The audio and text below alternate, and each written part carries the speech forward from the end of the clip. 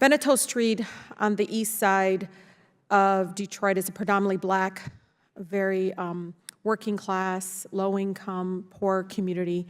And they have a massive Stellantis auto plant complex in their backyard. It's been making them sick and ruining their quality of life for years. Some can't even have outings outside with their families, barbecues, birthday parties. The odor is unbearable. I've experienced it myself, administrator. And state regulators in Michigan had issued Stellantis air permits. And they had the public meetings, they did the whole process, but they failed to ensure that they complied with the permit conditions. They were required, Stellantis was required to install pollution controls. And they failed to install them correctly. I think they withheld that information for months. I don't know if it was 6 months, 7 months, it was months. Even though the residents were saying something's wrong here, the odor, something's wrong here, there's something wrong. And again, they did not fix it for months. This is, you know, our residents, one, they didn't feel believed by the state for a long time.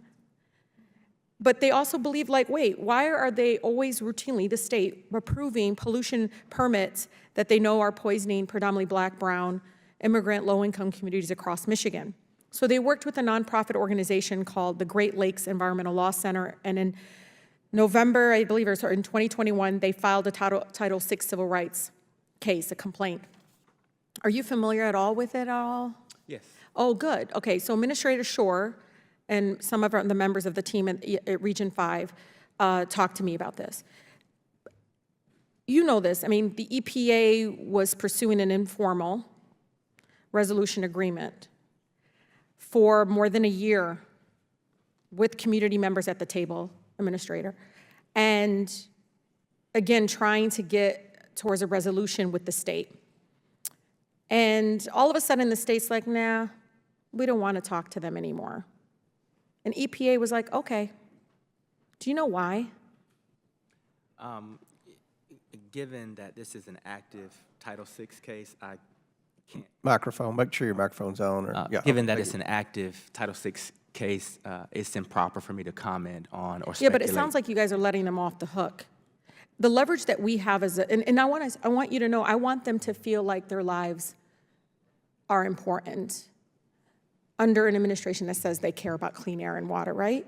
And it's hard for me, and no matter who's the president, administrator, I'm going to be very much always about holding them accountable. So as I understand, the law is clear. When there's an informal resolution agreement cannot be reached, EPA must investigate and issue findings that determine whether or not discrimination occurred. Why aren't we doing that? Why aren't we doing that? Let me take this concern back to our Title VI lawyers and team that's working on this, and we will keep you apprised as much as we can. And Administrator Reagan, this is out of love and respect. I grew up in a neighborhood, honestly, I would come into my house as a little child, Chairman, smelling like rotten eggs. All my friends had asthma. I mean, it's awful. So I'm asking the EPA to take this complaint seriously. Yes. Set a precedent that you care and watch. No matter who is the governor, no matter who is in charge, it's important that we're consistent. And Mr. Reagan, you know this, Administrator Reagan, please fight for them like you live on Beneteau. Mm-hmm. Fight for them like you live there, because they have nobody else but us.